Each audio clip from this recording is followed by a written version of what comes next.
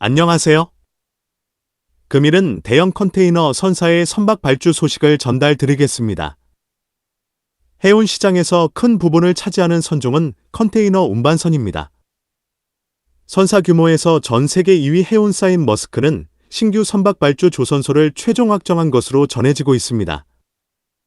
지난 8월 초 세계 2위 해운사인 덴마크의 머스크가 28억 달러, 하나로 약 3조 8,794억 원, 규모의 선박 신조를 위해 한국과 중국 주요 조선소들의 제안을 받았음을 전하여 드린 바 있습니다.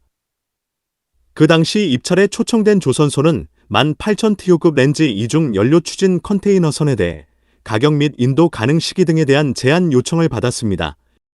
요청받은 선박수는 두 가지 조건으로 구성되어 있으며, 하나는 18,000TU급 렌즈 이중 연료 추진 컨테이너선 8척 확정, 4척 옵션, 다른 하나는 6척 확정, 6척 옵션입니다. 한국 조선소와 중국 조선소의 경우도 함께 입찰 제안을 받았습니다. 그 당시 시장의 분위기는 머스크 선사의 특성상 조선소 리스크를 최소화하는 전략을 펼치는 곳이므로 한국 조선소가 수주할 가능성이 높게 점쳐지고 있었습니다.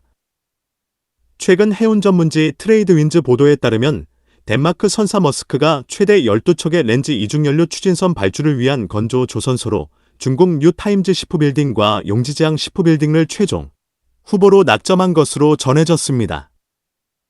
한국 조선소인 SD현대중공업과 하나오션이 입찰 후보에 올랐으나 결국에는 한국과 중국 조선소 간 성가 차이가 한국이 최대 3천만 달러 더 중국 조선소보다 높은 것이 이번 계약을 하지 못한 결정적인 요인이 아니었나 생각됩니다.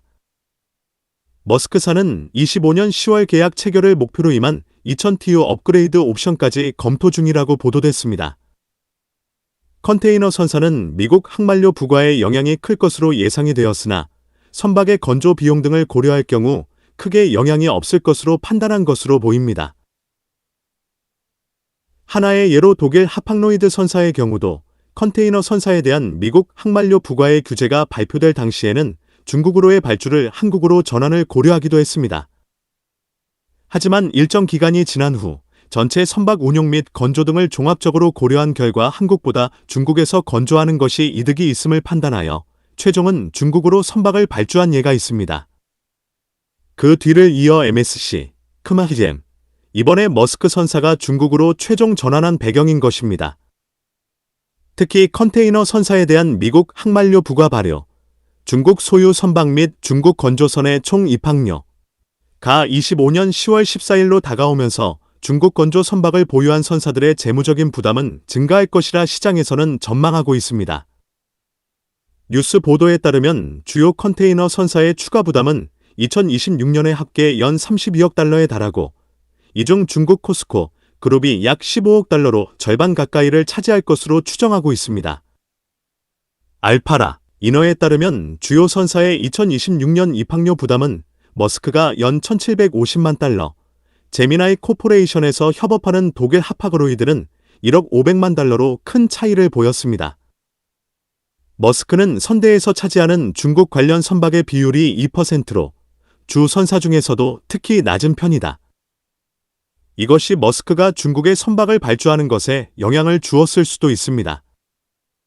해당 규제를 회피하기 위한 전략으로 중국 건조 선박을 미국 항로에서 제외하고 선대 배치를 재편하거나 선주사 변경 등으로 영향을 최소화하는 것입니다. 이스라엘의 짚라인은 5억 1천만 달러로 비중국계 선사 중에서는 영향 금액이 가장 큰 것으로 나타났습니다. 중국 관련 선박을 운항하지 않는 흥과 대만 선사 에버그린은 추가 부담이 제로로 추산됩니다.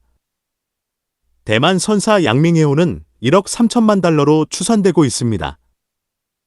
그룹에서 약 15억 달러의 추가 부담이 발생하는 코스코 시픽라인과 오글도 입항료의 운임 정가를 보류할 방침을 발표했습니다. 선사들이 부담하는 추가 비용을 고객사에 전가하는 운임비 인상은 최대한 작은 규모가 될 것으로 보입니다. 운임비 전가가 고객 이탈로 이어진다면 향후 해당 항로에 대한 지배력을 상실할 수 있으므로 재무적인 부담이 있는 경우에도 운임비 인상과 같은 조치는 하지 않을 것으로 예상이 됩니다. 선사들 입장에서는 최근 몇 년간의 컨테이너 호황기에 현금을 쌓아 놓았기 때문에 이 같은 조치는 최소 몇 년간은 영향이 없을 수 있습니다. 현재의 선박 발주 방향이 중국으로 다소 쏠리는 경향이 있기는 하지만 입항료 부과, 기타 여러 선박법에 따른 영향이 본격화된다면 이 같은 흐름의 변화도 있을 수 있습니다. 시장의 변화를 예의주시하면서 시장에 적절히 대응하여야 할 것입니다. 선박, 해양 관련 산업 및 기술에 대한 궁금한 점이 있는 분들은 아래의 카페로 방문을 하시면 많은 정보와 도움을 받으실 수 있을 것으로 생각합니다. 감사합니다.